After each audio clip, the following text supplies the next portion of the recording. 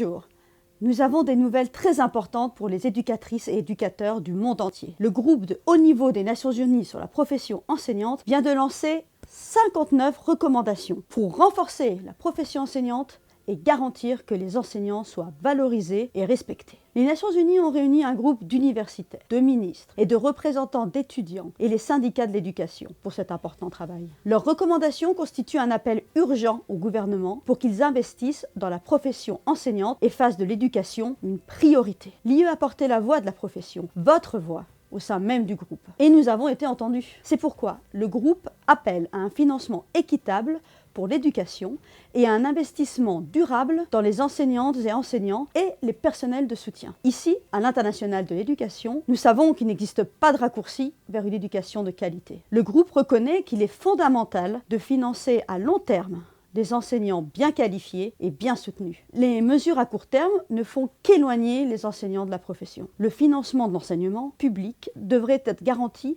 à hauteur d'au moins 6% du PIB et 20% des dépenses publiques totales. L'enseignement public doit être protégé des mesures d'austérité. Le groupe appelle également les institutions financières internationales à mettre fin à toutes les mesures qui limitent les dépenses éducatives et les salaires des enseignants. Les recettes fiscales constituent le meilleur moyen de garantir un financement durable de l'éducation. En outre, l'allègement et l'annulation de la dette devraient être envisagés pour aider les pays à assurer le financement de l'éducation.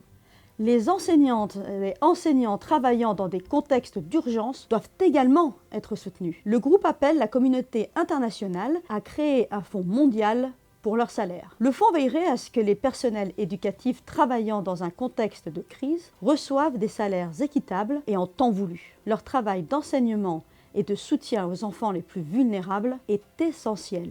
Que disent encore les recommandations? Consultez le site web de l'International de l'éducation pour en savoir plus. Nous vous invitons également à rejoindre notre campagne « La force du public, ensemble, on fait école » afin que ces recommandations deviennent une réalité aux 4 coins du monde.